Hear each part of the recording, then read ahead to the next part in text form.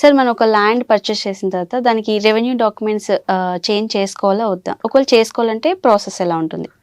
అంటే ఈ అగ్రికల్చర్ ల్యాండ్స్కి వచ్చేటప్పటికమ్మా కొన్ని అనువంశికం అంటే by virtue of ancestral property, పూర్వీకుల నుంచి మాకు ఈ ప్రాపర్టీ డివాల్వ్ అయ్యింది, ప్రాపర్టీ సమ్ ఏ అనే వ్యక్తి కనుక ప్రాపర్టీ ఓనర్ అని చెప్తే అతని దగ్గర నుంచి, అంటే మన రిలేటివ్స్ అయితే జనరల్గా వీళ్ళు ఏం చేస్తారంటే రిలేషన్స్లో ఉన్నప్పుడు గిఫ్ట్ డీడ్ ద్వారా, సెటిల్మెంట్ డీడ్ ద్వారా మార్చేసుకుంటారు. ట్రాన్సాక్షన్ ఆఫ్ అంటే ట్రాన్స్ఫర్ ఆఫ్ ప్రాపర్టీ ఎట్లా జరగాలి అనేది వేరియస్ టైప్స్ ఉంటాయి. ఒకటి by virtue of purchase, sale deed, రెండు settlement deed, third gift deed.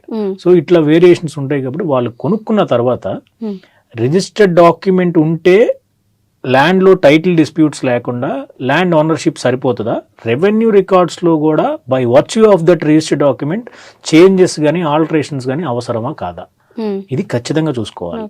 ఎందుకంటే ఇది ఏంటంటే కాన్సిక్వెన్షియల్ గా మారే ఇష్యూ. అది రిజిస్టర్డ్ డాక్యుమెంట్ అనేది ఫర్ ఎగ్జాంపుల్ ఏ అనే వ్యక్తి దగ్గర బి అనే వ్యక్తి ఒక ల్యాండ్ పర్చేస్ చేస్తే ఆ పర్టికులర్ సర్వే నెంబర్ కానీ ఆ పర్టికులర్ సంబంధించిన ఎక్స్టెంట్ కానీ బౌండరీస్ ప్రకారం ఫిజికల్ గా ఉన్నాయి లేదా వెరిఫై చేసుకోవాలి. అంటే వాళ్ళు ఎఫ్లైన్ అప్లికేషన్, ఏపీలో అయితే ఎఫ్లైన్ అప్లికేషన్ ఫైల్ చేసుకుని మీ సేవలో వాళ్ళు సర్వే కండక్ట్ చేయించుకోవాలి. ఆ సర్వే అయిపోయిన తర్వాత ఈ రిజిస్టర్డ్ డాక్యుమెంట్స్ లో ఏదైతే బౌండరీస్ మెన్షన్ చేశారో ఆ బౌండరీస్ అనేది కరెక్ట్ గా ఉన్నాయి లేదా వెరిఫై చేసుకోవాలి. అది అయిపోయిన తర్వాత రెవెన్యూ రికార్డ్స్ లో అప్డేషన్, అంటే ఒక మ్యూటేషన్ కానీ updation of alteration of revenue records కానీ దానికి rights of pattadar passbooks act ప్రకారం ఒక ప్రొసీజర్ ఉంటుంది. వాళ్ళు కన్సర్న్డ్ తహసీల్దార్ దగ్గర ఒక అప్లికేషన్ పెట్టుకుని నేను ఈ ప్రాపర్టీని పర్చేస్ చేశాను సో ఏ అనే వ్యక్తి దగ్గర నుంచి, ఆ రిజిస్టర్డ్ డాక్యుమెంట్ ఇది కొన్ని స్టాంప్ డ్యూటీ ఇంత పే చేశాను, ఆ డాక్యుమెంట్ని ఇక్కడ ప్లేస్ చేసి మాకు ఆ ల్యాండ్ మా పేరు మీద మ్యూటేషన్ చేయండి అంట. ఇక్కడ ఫిజికల్ గా వచ్చేటప్పటికి most of the agriculture lands లో బౌండరీ డిస్ప్యూట్స్ ఎక్కువ ఉంటాయి. బౌండరీ డిస్ప్యూట్స్ లో ఆ డాక్యుమెంట్ ప్రకారం అతని దగ్గర 2 acres ఉండొచ్చు. When it comes to field 2 acres ఉండొచ్చు, 2 కన్నా ఎక్కువ ఉండొచ్చు, అది మనకు తెలియదు. 1 acre 80 cents ఉంది, ఒక 20 cents రికార్డెడ్ గా లేవండి, రికార్డెడ్ గా తర్వాత తెచ్చుకుంటాం.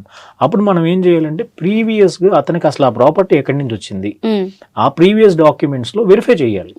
అతనికి ఆరిజిన్ గా బేసికల్ గా అంత ఎక్స్టెంట్ అనేది ఉందా లేదా, బియాండ్ ఎక్స్టెంట్ అమ్ముతున్నాడా లేదా, అది వెరిఫై చేయాలంటే మనం రెవెన్యూ రికార్డ్స్ వెరిఫై చేయకుండా చూడలేము.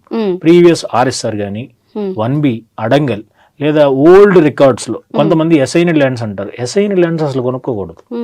అసైన్మెంట్ అంటే ఏంటి, అది ల్యాండ్లెస్ పూర్కి కానీ ఎక్స్ సర్వీస్ మెన్ కోటాలో కానీ వేరియస్ స్క్రీమ్స్లో గవర్నమెంట్ బ్యాక్వర్డ్ క్లాసెస్లో ఉన్న వాళ్ళకి ఒక మోరల్ సపోర్ట్, ఫైనాన్షియల్ లేదా రెవెన్యూ సపోర్ట్స్లో ఇవ్వడానికి కోసం మాత్రం ఇంట్రొడ్యూస్ చేసిన స్కీమ్ అది.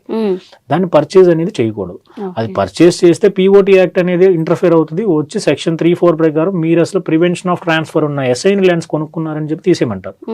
సో అవి క్యాన్సిల్ అయిపోయి రెజ్యూమ్ చేసుకుంటే మళ్ళీ కోర్టుల చుట్టూ తిరగటం, వాళ్ళు మళ్ళీ డిస్ట్రిక్ట్ కలెక్టర్ దగ్గర ఒక అపీల్ ఫైల్ చేసుకోవటం, ఈ అపీల్ రివిజన్ అంటే రివిజనల్ అథారిటీ ఒకటి, అపీలేట్ అథారిటీ ఉంటాయి, మళ్ళీ దాని తర్వాత CCLA chief commissioner of land administration అని.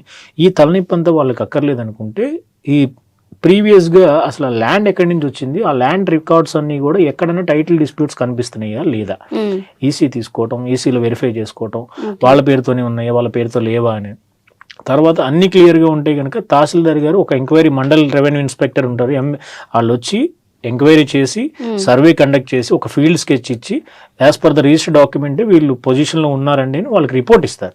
బేసింగ్ ఆన్ దట్ రిపోర్ట్ వాళ్ళు ఏం చేస్తారంటే ఈ ఎక్స్టెంట్ కరెక్ట్గానే ఉందని వీళ్ళ నేమ్ ఆల్టరేషన్ చేయడానికి యాక్సెప్ట్ చేస్తారు.